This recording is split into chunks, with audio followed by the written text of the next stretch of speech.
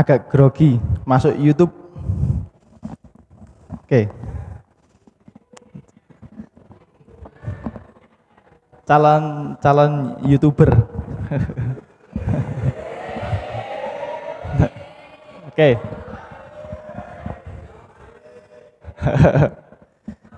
Kita mulai, bismillah.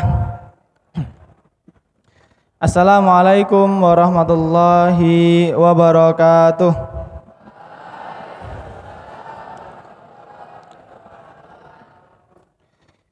Alhamdulillahirabbil alamin, wassalatu wassalamu ala rasulil amin, sayyidina wa rasulina Muhammadin wa ala alihi wa sahbihi wa man ihtada bihidayatihi ilal yaumil qiyamah.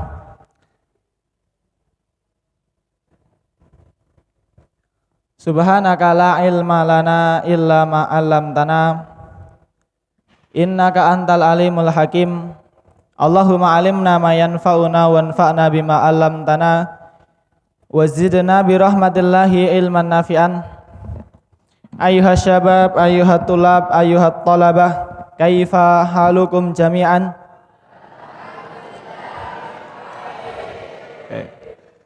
Alhamdulillahirabbil alamin. Puji syukur kita haturkan kepada Allah Subhanahu wa taala. Pada kesempatan hari ini Allah telah mewafatkan ribuan manusia, dan di waktu yang sama Allah menjadikan kelahiran sebagai awal mula kehidupan seseorang, dan di saat yang sama dan saat yang patut kita syukuri adalah di antara kematian dari saudara-saudara kita, Allah masih memilih kita untuk dapat melanjutkan kehidupan yang pasti akan memiliki akhir, dan dari akhir setiap kehidupan manusia akan bermuara pada satu tempat yang sama, yaitu di alam akhirat, di mana di alam tersebut manusia dipisahkan menjadi dua golongan. Golongan baik dan juga golongan buruk. Golongan yang baik, Allah telah persiapkan surga bagi orang-orang yang beriman dan beramal soleh. Dan untuk orang-orang yang lalai serta mereka larut dalam kemaksiatan, maka tempat kembali telah dipersiapkan Allah, yaitu di neraka Jahim. Maka patut kita syukuri adalah Allah masih memberi kepada kita kesempatan untuk terus menambah amal. Karena ketika seseorang telah meninggal, maka in qata'a anhu amaluhu, kesempatan dia untuk beramal telah terputus. Salawat serta salam semoga Allah curah limpahkan kepada Sayyidina Muhammad sallallahu alaihi wasallam beserta para sahabat, tabi'in, atba'ut tabi'in, dan orang-orang solih yang mereka sedikit demi sedikit berusaha untuk menjalankan setiap apa yang Rasulullah dan Allah perintahkan kepada mereka. Maka kita nas'alullahal afiyah, kita bermohon kekuatan kepada Allah. Semoga apa yang telah kita lalui hari ini berupa kebaikan, Allah istiqomahkan itu hingga akhir hayat kita semuanya. Ya, pada kesempatan hari ini insya Allah kita akan sedikit mengulik di surat Al-Zalzalah. Sebelumnya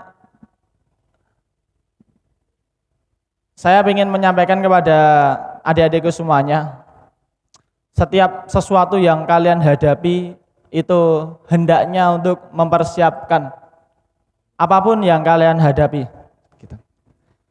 Karena sesuatu yang tidak dipersiapkan itu berarti kalian sedang mempersiapkan kegagalan.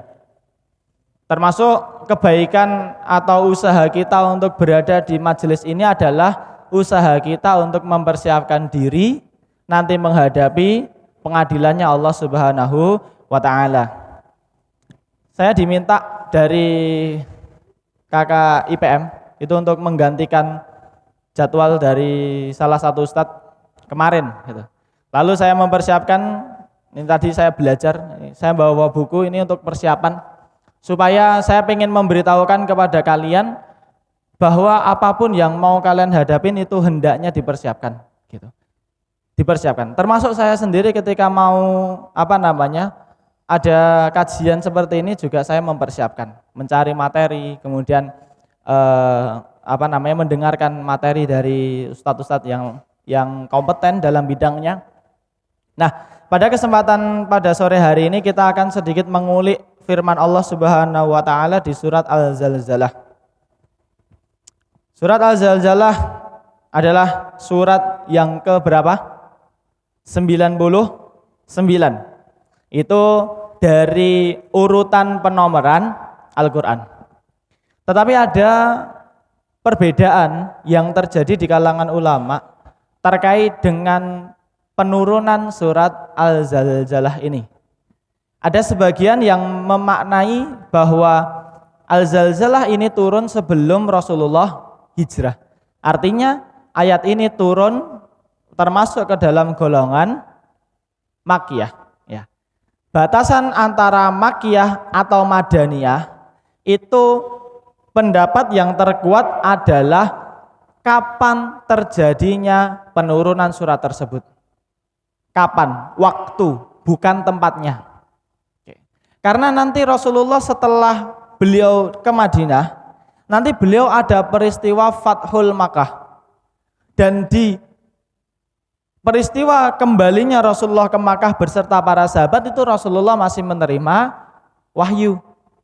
Tetapi wahyu yang diterima Rasulullah setelah hijrah itu semua dikategorikan sebagai Madaniyah.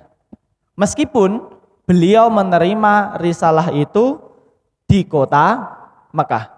Jadi yang disebut Mekah itu adalah yang turun sebelum hijrahnya Rasulullah, dan yang disebut Madaniyah adalah surat yang turun setelah Rasulullah melakukan hijrah ke Madinah. Nah, ulama-ulama yang mengatakan bahwa surat Al-Zalzalah ini termasuk ke dalam kategori Madaniyah itu menomorkan surat ini ke nomor 94.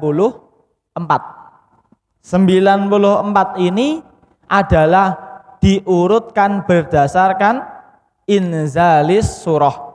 Jadi turunnya surat itu, surat Al-Zalzalah ini turun yang ke 94. Lalu kemudian nanti disusun menjadi tartibul Quran atau tartibus surah, itu menjadi nomor 99. Nah, surat Al-Zalzalah ini dibuka dengan satu kalam A'udzubillahi minasyaitonirrajim, ba'daan a'udzubillahi minasyaitonirrajim, bismillahirrahmanirrahim. Idza zulzilatil ardu zilzalaha. Kata pertama itu dimulai dengan lafadz idza. Dan idza ini maknanya adalah kata yang Allah gunakan untuk menyebutkan sesuatu yang itu pasti akan terjadi. Di surat yang lain ada idza jaa nasrullahi wal fath. Ayat turun ketika Rasulullah sedang digempur habis-habisan oleh kaum Quraisy. Tapi kemudian Allah menurunkan sebuah kabar tentang penaklukan kota Makkah. Di posisi yang terpuruk Allah sampaikan bahwa kamu, wahai Nabi Muhammad, beserta para sahabatmu nanti akan kembali ke Mekah untuk membuka kota Mekah dari kesyirikan. Maka lafadz idza di sini adalah menunjukkan kepastian sesuatu itu akan terjadi. Idza zulzilatil ardu zilzalaha. Zulzilatil ardu. Zalzalah itu artinya goncangan. Lafadz zalzalah ini bisa dimaknai dengan gempa bumi. Goncangan yang kita rasakan gitu. Dan kita sudah sering sekali merasakan gempa bumi. Tetapi lafadz yang Allah sampaikan di ayat ini adalah lafadz yang khusus. Bahwa nanti akan ada satu goncangan khusus. Kenapa goncangan khusus? Karena lafadz setelahnya yang digunakan adalah zulzilatil, itu bersambung dengan al-ard gitu. Idza zulzilatil ardu zilzalaha. Bahwa yang berguncang itu fa'ilnya adalah al-ardu. Al-ardu sebagai fa'il. Maka yang berlaku goncangan tersebut adalah terjadi di seluruh alam semesta. Jadi secara keseluruhan dari timur, minal masyriqi ilal maghrib, wa minal janubi ilas syamal, dan dari selatan ke utara, timur ke barat, itu semua mengalami goncangan yang serentak. Dan itu tidak pernah terjadi di alam semesta. Nah, maka ini adalah satu kejadian khusus bahwa yang berguncang pada saat itu adalah seluruh bumi utuh berguncang. Goncangan ini menyebabkan sesuatu dari bumi itu keluar. Di ayat yang kedua Allah katakan wa akhrajatil ardu athqalaha. Tersebab oleh goncangan ini akhrajatil ardu. Akhrajatil ardu, bumi mengeluarkan sesuatu athqalaha yang selama ini menjadi beban bagi bumi. Ada perbedaan pendapat dari yang dimaksud dengan athqal. Athqal itu beban di bumi.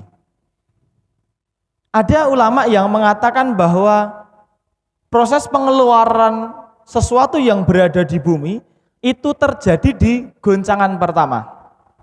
Goncangan pertama itu terjadi ketika malaikat Israfil meniupkan sangkakala yang pertama. Jadi ketika sangkakala pertama tertiup, kemudian bumi bergetar. Setelah bergetar, bumi memuntahkan seluruh yang ada di dalam perutnya. Maknanya apa? Maknanya adalah bumi ketika itu mengeluarkan seluruh isi dari perutnya, tambang, emas, batu bara, bauxit, kemudian uranium, nitrium, semua yang kandungan-kandungan berharga dari bumi itu semua dimuntahkan. Akan tetapi manusia tidak lagi membutuhkan sesuatu yang berharga dari bumi. Apabila terjadi gempa, yang kamu selamatkan pertama kali itu sertifikat tanah kamu, mobil mainan kamu, atau diri kamu sendiri? Diri sendiri.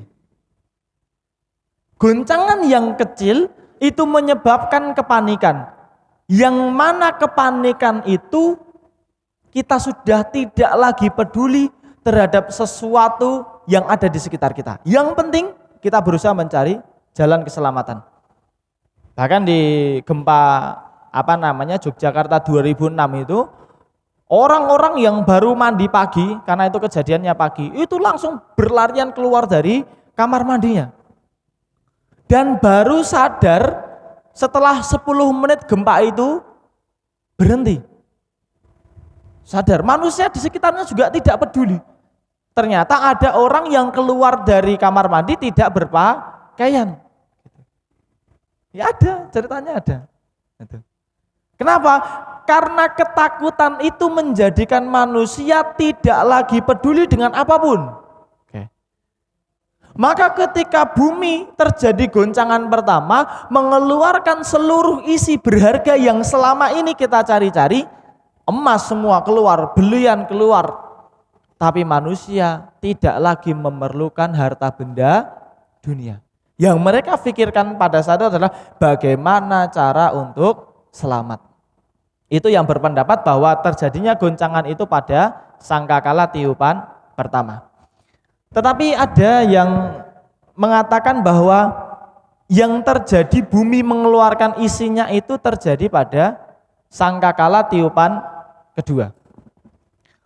Pada tiupan kedua, ini lebih cenderung ke pendapat yang kedua. Kenapa? Bahwa yang dikeluarkan Allah atau yang dikeluarkan bumi dari perutnya, yang terjadi ketika sangkakala ditiupkan kedua kalinya adalah pada saat itu seluruh manusia sudah mati dan terpendam di dalam tanah. Maka ketika sangkakala itu ditiupkan oleh malaikat Israfil, bumi mengeluarkan seluruh beban-bebannya. Beban terberat dari bumi adalah manusia. Kenapa? Karena manusia mereka berbuat kerusakan, berbuat dosa, dan berbuat kezaliman. Itu yang menjadikan bumi merasa terbebani. Maka dengan tiupan yang kedua itu bumi mengeluarkan isinya. Apa isinya? Bebannya, yaitu manusia. Ayat ini dikuatkan dengan ayat selanjutnya. Pendapat yang kedua tadi dikuatkan dengan ayat yang selanjutnya di ayat yang ketiga. Apa? Wa qalal insanu malaha. Setelah bumi mengeluarkan isinya, manusia berkata, malaha. Apa yang sebenarnya terjadi? Ada apa gerangan? Kenapa kita jadi seperti ini? Ketika bumi dihancurkan, pendapat pertama itu ya, ketika bumi dihancurkan dan mengeluarkan isi perutnya, maka apa yang terjadi kepada manusia? Bahwa manusia nggak ada yang hidup. Tetapi ayat selanjutnya mengatakan bahwa setelah proses bumi mengeluarkan isi perutnya, yang terjadi adalah manusia saling berbicara. Maka pendapat yang kedua ini lebih kuat. Dikuatkan juga di surat Yasin, surat yang ke-36 di ayat yang ke-52. Qalu ya wailana man ba'atsana mim marqadina hadza ma wa'adar rahmanu wa sadaqal mursalun. Setelah kemudian bumi itu dihancurkan, maka mereka manusia itu saling berkata, ya wailana, betapa celakanya kita. Wail itu adalah umpatan untuk menunjukkan dirinya itu sedang dalam kondisi yang merugi. Umpatan itu, duh piye kok iso gitu. Itu ungkapan kerugian seseorang. Mamba'atsana mimmarqadina hadza. Siapa gerangan yang telah menghidupkan kami setelah kami mati? Itu orang-orang berkata seperti itu. Kenapa? Karena mereka tidak pernah membayangkan bahwa setelah kehidupan dunia mereka akan dihidupkan lagi di alam akhirat. Ini terjadi kepada orang-orang yang mereka tidak memiliki keimanan atau mereka yang beriman tetapi larut dalam kemaksiatan. Kemudian setelah manusia itu mengutuk diri mereka sendiri, mereka berkata, "Ma wa'ada rahmanu wa sadaqal mursalun." Sungguh apa yang telah Ar-Rahman janjikan. Siapa Ar-Rahman? Allah. Apa yang telah Allah janjikan itu benar-benar terbukti. Wa sadaqal mursalun. Dan para rasul yang mereka sampaikan tentang kehidupan setelah kematian itu sodak. Apa sodak? Benar. Dan itu baru mereka rasakan ketika setelah mereka dihidupkan dari kematian mereka. Maka pendapat yang lebih tepat untuk memaknai di ayat yang kedua itu adalah pendapat yang kedua, bahwa proses pengeluaran dari perut bumi itu terjadi pada tiupan yang kedua, di mana yang dikeluarkan adalah beban-beban berupa manusia yang telah mati, dikeluarkan kemudian mereka menjadi hidup. Kemudian di ayat yang keempat, yauma idzin tuhadditsu akhbaraha. Yauma idzin, pada hari itu, tuhadditsu, berkata. Siapa yang berkata? Yang berkata siapa? Yang berkata siapa? Hah? Domirnya apa? Tuhaditsu. Domirnya apa? Domirnya hiya mu'annas. Kalau yuhaditsu domirnya huwa. Marji'u domir bisa ke manusia. Tapi yang berkata pada saat itu adalah hiya. Hiya yang dimaksud apa? Siapa? Hah? Al-ardu, bumi. Pada hari itu bumi menceritakan akhbaraha, kejadian-kejadian yang terjadi di seluruh bumi. Maksudnya apa? Maksudnya adalah bumi akan bercerita bahwa kejadian di kota Sukoharjo di Kecamatan Polokarto pada hari Senin jam 16.55 di pesantren Imam Syuhada itu telah terjadi perkumpulan manusia-manusia soleh yang mereka belajar ilmu agama. Itu akan diceritakan oleh bumi. Dan setiap kejadian yang terjadi di bumi itu akan diungkap oleh bumi. Pengungkapannya itu bisa melalui isyarat lisan atau melalui isyarat kejadian. Jadi bumi berarti bisa bicara. Ya. Ada yang memaknai bumi langsung berbicara. Tetapi ada yang memaknai bahwa yang berbicara sebetulnya bukan bumi, tetapi melalui isyarat. Seperti kalian kalau naik motor berhenti di Bangjo, itu ada lampu merah, lampunya itu ngomong enggak? Enggak.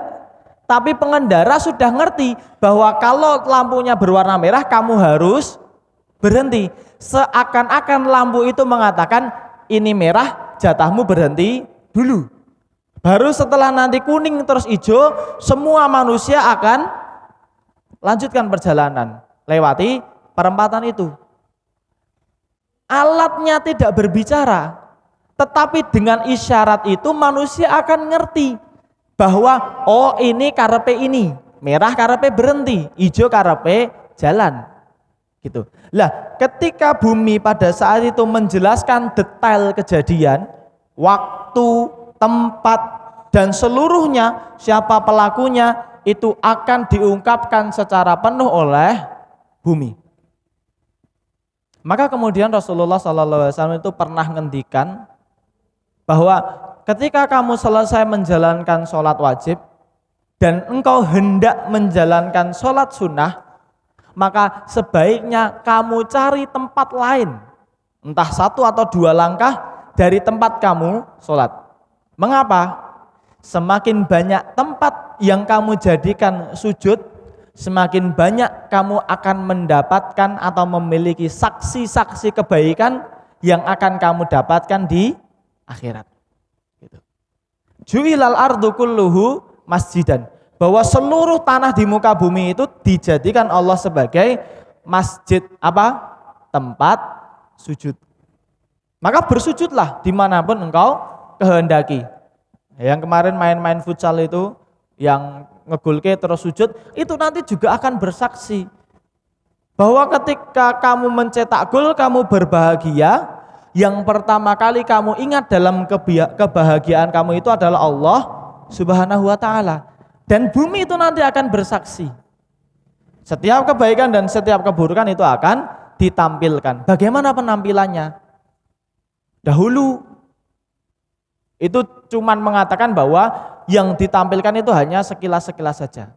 Tapi sekarang dengan kemajuan teknologi, dengan adanya kamera, maka saya 5-10 tahun yang akan datang saya bisa nonton video saya zaman jomblo gitu.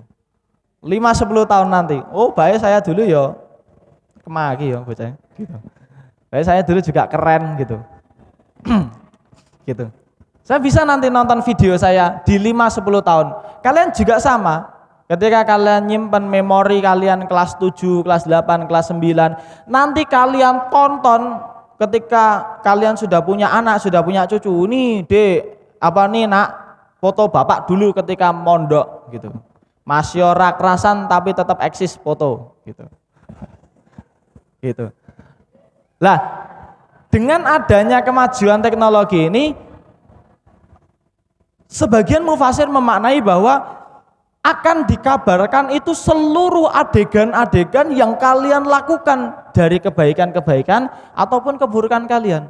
Seperti ketika kalian nonton CCTV atau video itu, kan nggak ada yang di skip gitu. Semua perlakuan tingkah kalian akan terekam semua dalam kamera. Kamera manusia saja bisa menyimpan video dengan utuh tanpa ada cacat. Bagaimana dengan kamera dari Allah Subhanahu wa taala? Kemudian di ayat yang kelima, bi anna rabbaka auha laha.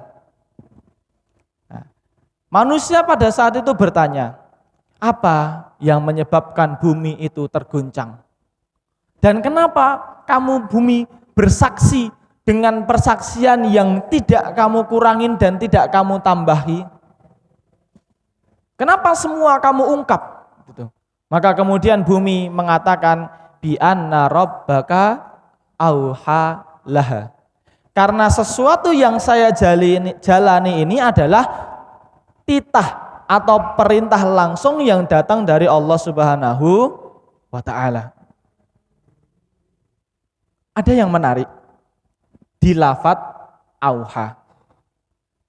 Di ayat yang lain, di surat yang lain itu Allah mengatakan kepada lebah, wa auha rabbuka ilan nahli anittakhidhi minal jibali buyutan minasyajari wa mimma ya'rusyun. Dan telah kami berikan isyarat perintah kepada lebah supaya mereka membuat rumah di jibal, di gunung-gunung, minasyajar, di bebatuan atau di pohon-pohon yang besar, wa mimma ya'rusun, atau kamu bisa juga membuat rumah di tempat tinggal manusia. Yang membedakan adalah lafadz auha di sini, ketika Allah mengatakan kepada bumi, itu Allah mengatakan auha laha. Sedangkan ketika Allah mengatakan kepada lebah, itu Allah menggunakan kata wa auha rabbuka ila nahli. Satu pakai lam, satu pakai ila. Apa yang membedakan? Kalau auha ila itu dimaknai sebagai isyarat atau dimaknai sebagai naluri hewan, bahwa ketika mau membuat rumah itu bikinlah di pojok-pojok, di tempat-tempat yang tinggi, di pohon-pohon atau di gunung-gunung. Itu datang berupa isyarat atau berupa naluri hewani, di mana wahyu ini akan diterjemahkan oleh lebah menjadi naluri hewan tadi yang membutuhkan proses yang lama gitu, membutuhkan proses. Tetapi ketika Allah menggunakan auha laha, itu bahwa perintah itu adalah langsung dan segera untuk dilaksanakan. Jadi saknyet Allah mengatakan bumi bergoncang, maka langsung tidak perlu dipikir, bumi langsung goncang, langsung gitu. Langsung kocak semua, koplak semua yang ada di dalam bumi tanpa perlu berpikir panjang. Kenapa? Supaya manusia tidak bisa lagi berpikir untuk mencari jalan keselamatan. Nah, kalau kayak gini tiba-tiba ada gempa gitu, kan kita nggak ngerti gitu. Nah, itu auha laha, bahwa kejadiannya itu singkat. Ketika Allah memerintahkan langsung dikerjakan, sehingga manusia tidak memiliki jalan untuk mencari keselamatan. Kemudian di ayat yang ke-6, yauma idzi yasdurun nasu ashtatal liyurau a'malahum. Pada hari itu manusia dibangkitkan ashtatan, menjadi kelompok yang kelompok itu bermacam-macam. Macamnya ada dua, tetapi yang dua ini kemudian dipecah menjadi puluhan atau ratusan golongan. Dua itu apa? Dua itu adalah yang pertama golongan kanan, yang kedua adalah golongan kiri. Kalau isyaratnya di surat Ali Imran itu yauma idzi tabayyadu wujuhu wa taswaddu wujuh. Pada hari itu sebagian manusia itu dijadikan putih wajahnya gitu. Jadi wong kaya aku ngene iki ya santai gitu. Irengku ning donya tok gitu. Karena nanti di akhirat ketika dibangkitkan, saya yakin dengan amal soleh saya, Allah akan membangkitkan saya dengan wajah yang putih berseri. Jadi nanti ojo kaget nek ketemu aku gitu. Ustaz Fahmi, Assalamualaikum Mas gitu. Mas Satria Valen. Assalamualaikum, siapa ya gitu. Saya yang nyimak kamu tahfidz gitu. Loh, Ustaz Fahmi gitu. Kok berubah gitu? Iya, dadi putih gitu. Di akhirat. Kenapa? Karena untuk orang-orang baik itu nanti di akhirat akan dijadikan putih berseri wajahnya. Dari mana sebab putih berseri wajahnya itu? Min atharis sujud. Dari batuk bekas sujud gitu. Sujud itu akan menjadikan kamu berseri di alam akhirat.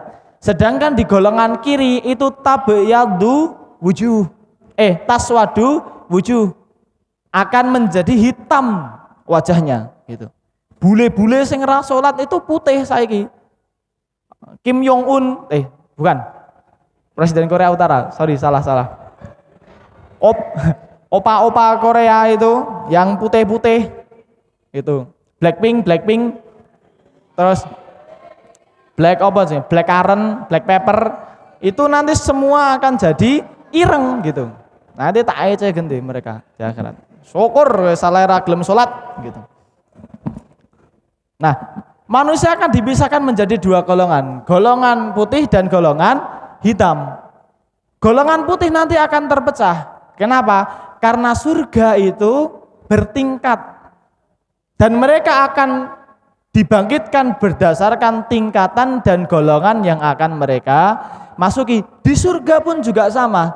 Tingkat kehitaman mereka itu akan berbeda. Ono sing iteng jeliteng ngono. Ono sing iteng ya rada coklat, ono sing iteng ya rada semi-semi putih gitu. Oke, antara apik karo elek gitu. Nah, itu manusia akan dibangkitkan astatan secara bermacam-macam. Untuk apa? Liyurau a'malahum. Agar mereka ketika dibangkitkan, mereka akan dibangkitkan berdasarkan amal-amal mereka. Lalu ayat ini ditutup dengan perkataan yang sangat indah. Faman ya'mal mithqala dzarratin khairan yarah. Wa may ya'mal mithqala dzarratin syarran yarah.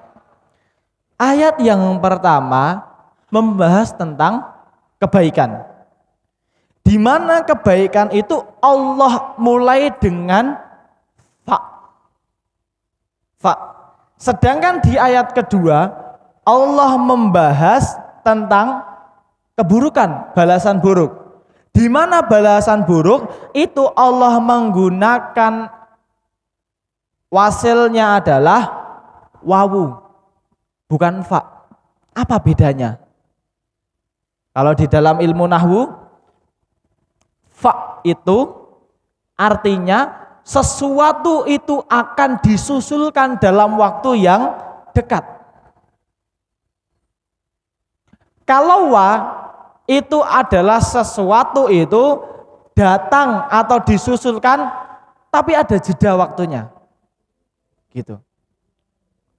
Faman ya'mal mithqala dzarratin khairan yarah. Orang-orang yang mereka melakukan kebaikan akan segera diberikan balasan oleh Allah. Artinya balasan kebaikan itu akan diterima dari dua tempat. Mana saja? Kehidupan dunia dan kehidupan akhirat. Itu fa. Kebaikan langsung dibalas. Langsung dibalas di dunia dan juga dibalas di akhirat. Kamu jadi orang yang dermawan, maka Allah langsung hadirkan balasan baik di dunia. Apa? Kamu akan disenangi oleh teman-teman kamu. Bukan seneng cinta yo, mikirmu aja aneh-aneh. Akan apa ya? Yo teman kamu itu akan nyaman sama kamu gitu. Itu fa. Kamu baik, teman kamu akan baik juga sama kamu. Tapi untuk keburukan, wa may ya'mal mithqala dzarratin syarran yarah. Allah ketika membalas keburukan dari orang itu pakai wow. Artinya apa? Dipending dulu balasan itu supaya nanti ketika waktunya pembalasan itu akan digojlok, akan digocek saentek-entek, akan dihajar sehabis-habisnya. Itu yang terjadi hari ini. Di mana hari ini kalau kamu melihat bahwa yang menguasai dunia hari ini adalah orang-orang yang mereka tidak sholat. Mereka diberikan dulu kenikmatan di dunia. Mereka diberikan dulu diumbul-umbul ke apa ya bahasanya? Dibuat nyaman dulu di dunia. Seakan-akan mereka tidak akan mendapatkan balasan dari keburukan yang mereka lakukan. Tetapi nanti kemudian setelah mereka mati, mereka akan disiksa dengan siksa yang seberat-beratnya karena ulah dan tingkah buruk mereka selama di dunia. Gitu. Kemarin baru aja kejadian mahasiswa UI itu meninggal gara-gara ditabrak sama pensiunan polisi. Gitu. Masuk YouTube bahaya. Gitu. Nanti nama saya terancam gudangan.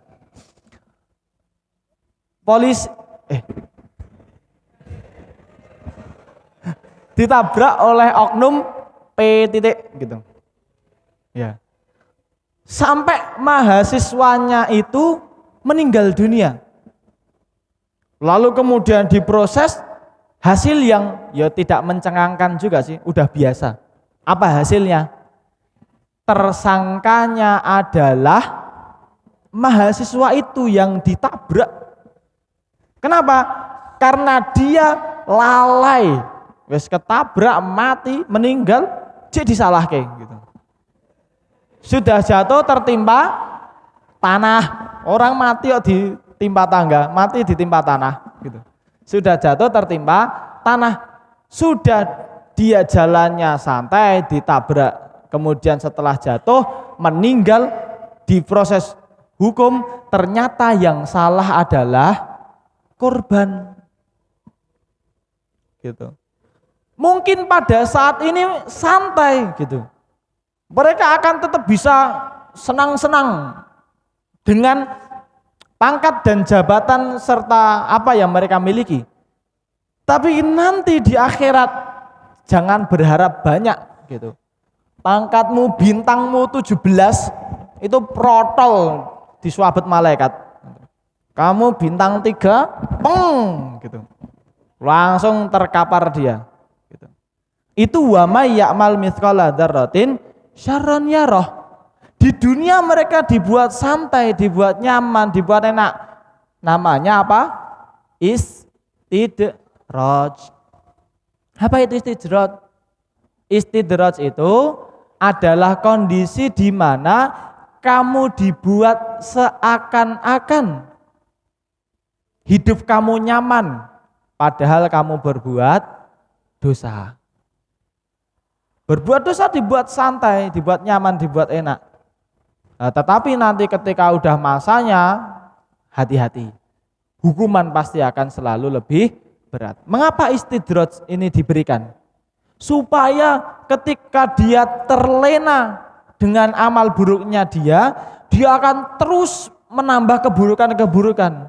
Sehingga nantinya ketika datang waktunya penghukuman itu akan marem leng yang hukum gitu. Itu fama ya'mal mithqala dzarratin khairan yarah.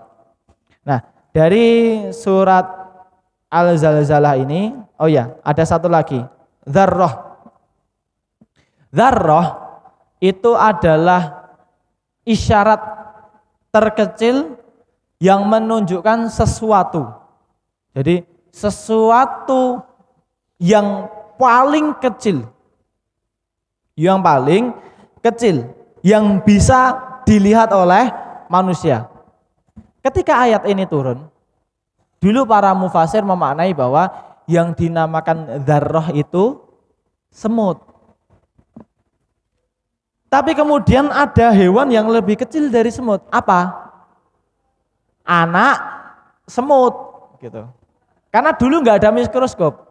Ya, dulu nggak ada mikroskop. Semut, oh kok semut mana? Gitu. Berarti dzarrah itu adalah anake semut. Tapi kemudian dilihat lagi, semut itu kan dari kepala sampai kaki. Maka dimaknai bahwa yang dinamakan dzarrah itu cuman kepalanya semut. Karena kepala sama semutnya itu lebih kecil kepalanya. Itu mufasir dulu. Kemudian setelah berlalu zaman dimaknai bahwa yang dinamakan dzarrah itu apa? Atom. Itu yang bisa dilihat oleh manusia di tahun 90-an. Di tahun sebelum 2000. Itu atom terkecil. Tetapi kemudian setelah dipelajari dengan ilmu pengetahuan, ternyata atom itu punya komponen. Ada komponen positif, saya lupa namanya, antara proton atau neutron. Itu pokoknya yang positif sama negatif. Di mana yang unsur-unsur negatif itu berkeliling kepada unsur positif. Nah, kemudian mereka saling berputar, ada banyak kumparan dan satu kumparan ini disebut dengan atom. Yang lebih kecil dari atom itu ada di titik tengah, tempat pusat daripada perputaran proton dan neutron, itu disebut dengan polytron, bukan inti atom gitu. Itu pelajaran IPA. Inti atom gitu. Nah, di inti atom itu yang hari ini kita ngerti. Tapi nanti berjalannya waktu mungkin 10, 20, 50, 70, 80 tahun lagi akan berubah lagi. Ternyata ada intinya inti, core of the core gitu. Ada intinya inti, core of the core. Nah, itu nanti biar dipikir oleh Pak, siapa namanya? Pak Gundul itu siapa? Hah? Masa Pak Jun? Bukan. Yang core of the core itu loh, lali aku, lali. Nah pokoknya itu. Nah dari surat Al-Zalzalah ini ada beberapa pelajaran yang bisa kita ambil. Yang pertama, berhati-hatilah dengan perbuatan kita. Kenapa? Karena setiap kebaikan itu pasti akan menumbuhkan kebaikan dan akan berefek baik. Dan setiap keburukan itu pasti akan menghasilkan sesuatu yang buruk. Oke. Pohon yang besar, pohon mangga itu asalnya dari apa? Dari pelem, cuman kecil. Jambu mete yang udah ditegor yang besar banget itu asalnya dari apa? Dari biji mete yang kecil. Pohon-pohon ini, pohon apa namanya? Pohon pucuk merah. Itu asalnya cuma dari biji-bijian yang kecil. Tapi kemudian dari bijian yang kecil itu mampu menumbuhkan sesuatu yang besar. Kebaikan ketika kamu tanam itu akan menghasilkan sesuatu yang besar. Dari satu pelok biji mangga itu sudah dirasakan turun-temurun hasil mangganya sejak sebelum zaman saya sekolah di pondok ini sampai sekarang. Gak tahu sekarang masih berbuah atau enggak. Dulu banyak. Apa mungkin karena tergantung amal perbuatan santri-santrinya ya. Gitu. Santri-santri zaman dahulu sama zaman sekarang. Beda zaman. Gitu. Dari satu pelok itu bisa menghasilkan ribuan bahkan jutaan biji, jutaan buah. Itu dari satu hal yang kecil. Dan kalian apakah tahu bahwa kebakaran yang besar itu sering disebabkan oleh pentol korek. Apa namanya? Yes, pentol korek itu loh, korek rekjes itu. Rekjes itu dari satu puntung korek itu bisa menyebabkan kebakaran bangunan. Bahkan kebakaran Mahkamah Kejaksaan Agung itu juga disebabkan oleh puntung rokok. Puntung rokok pekerjanya, tukangnya ngerokok, itu menyebabkan Kejaksaan Agung terbakar. Ketika apa? Ketika konflik pilihan presiden 2019. Rada-rada bahaya, tapi rapopo. Itu, hati-hati. Kebaikan kecil bisa berefek besar, keburukan kecil bisa mengakibatkan kerusakan yang besar. Itu. Terus amal yang akan dihitung itu disesuaikan dengan niat pelakunya. Itulah kenapa orang-orang kafir atau orang-orang yang mereka tidak beriman, ketika mereka melakukan kebaikan di bumi ini, mereka tidak akan mendapatkan balasan apapun di akhirat. Mengapa? Karena memang sejak awal tujuan mereka baik itu adalah atas dasar kemanusiaan. Dan asas-asas kemanusiaan yang dimaksud adalah asas-asas kemanusiaan yang bersifat duniawi. Maka ketika mereka berbuat baik, mereka dianggap baik, kemudian diberikan penghargaan sebagai orang-orang baik, itu sudah cukup bagi mereka. Kenapa? Karena memang sejak awal kebaikan yang mereka lakukan tidak diniatkan untuk mendapatkan ridho Allah Subhanahu wa ta'ala. Itu bedanya, ya. Maka niatkan sesuatu yang kalian hadapin itu untuk kebaikan kalian di dunia dan di akhirat, meskipun berat. Tapi ingat, kalau kalian mau bersabar terhadap apa yang kalian hadapin, itu nanti akan berefek besar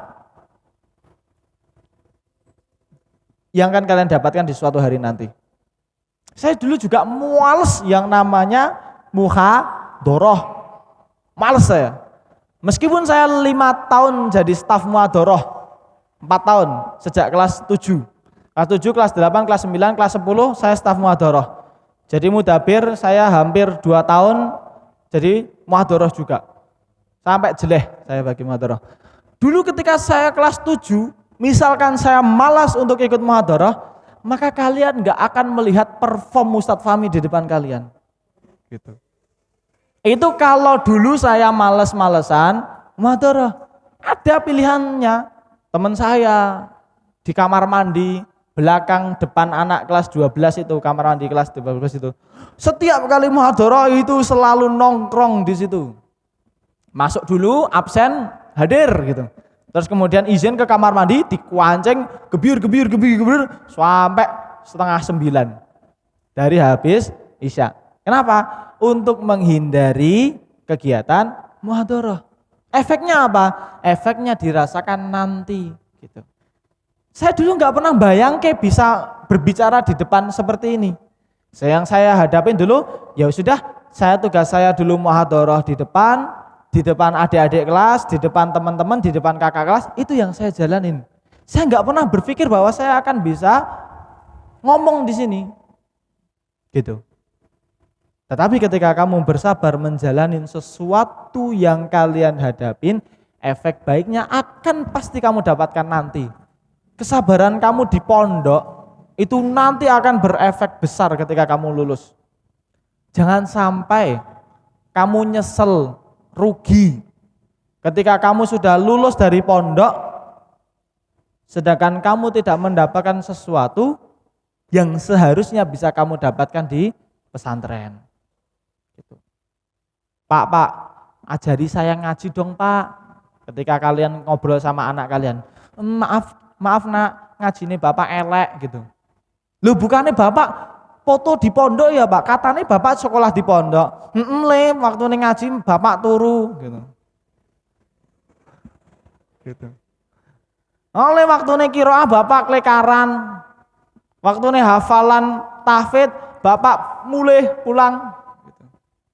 Itu nanti akan kamu rasakan sendiri gitu. Tapi kalau kalian sekarang masih diberikan kesempatan itu maksimalkan. Terbatas waktu kalian. Tanya kakak-kakak kelas 9. Enggak kerasa tiba-tiba besok mau SMA. Ya. Mumtazi masih hahaha Lutfi itu besok mau SMA beliau. Al-Mukarram Lutfi itu. Sekarang masih Assalamualaikum Ustaz gitu. Besok dia SMA gitu. Katanya, kroso enggak 3 tahun di pondok? Enggak kroso. Tanya kakak-kakak kelas 11, tanya kakak-kakak kelas 12. Gimana Kak? Kroso enggak 5 tahun, 6 tahun di pondok? Tanyakan saya juga. Saya sudah 10 tahun di pondok ini. Ya enggak kroso gitu. Enggak kroso. Cepet waktu itu berjalan. Maka maksimalkan setiap yang kalian hadapi dengan sebaik-baiknya. Jangan sampai kalian hari ini mencari kenikmatan, mencari kesenangan, mencari pokoknya aku pengen seneng, masa muda aku pengen seneng. Tapi kemudian kalian menggadaikan masa tua kalian. Jangan sampai kalian nyesel di kemudian hari. Maka saya titip pesan ke kalian, yang kelas 7 semangat, belajarmu semangat. Ya, semangat. Ada ustadz dimanfaatke aja dikon tuku jajan, tumbas kayak kita. Dijak sinau, ustadznya itu diajak sinau, ya. Ustadz ajari saya ini, ustadz ajari ini gitu. Dan ustadzmu ya judek gitu. Judek kamu mintain buat belajar. Ojo judek, taat minta duit. Taat izin pulang. Taat kapan pulang? Pertanyaan ngono ora enek model plus. Tat Barcelona. Tak kok Barcelona. Barcelona menang 1-0, Real Madrid imbang 0-0. Apa nih? Liverpool kalah 2-1 lawan Brighton. Saya semalam nonton, habis badminton saya kalah itu sama Kak Azam Zuhdi. Kalah, terus kemudian saya ke kantor itu lihat, ada Liverpool main sama Brighton. 1-1, saya nonton, akhirnya digolke sama Brighton itu saya, alhamdulillah, enggak jadi sedih gitu. Enggak jadi sedih karena Liverpool kalah gitu. Tapi terus paginya yo sedih lagi, Real Madrid imbang. Selisihnya 5 poin dari Barcelona. Dah, makatan anggene kula matur kurang lebihnya kula nyuwun ngapunten. Kita tutup dengan baca alhamdulillah kepada majelis. Alhamdulillahirabbil alamin, subhanallah wa bihamdihi asyhadu an la ilaha illa anta astaghfiruka wa atubu ilaik. Semoga Allah mudahkan kalian menjadi anak-anak yang solih, anak-anak yang bermanfaat untuk siapapun yang kalian hadapi. Jadilah mata air kehidupan untuk orang-orang yang berada di sekitar kalian. Syukran, wassalamualaikum warahmatullahi wabarakatuh.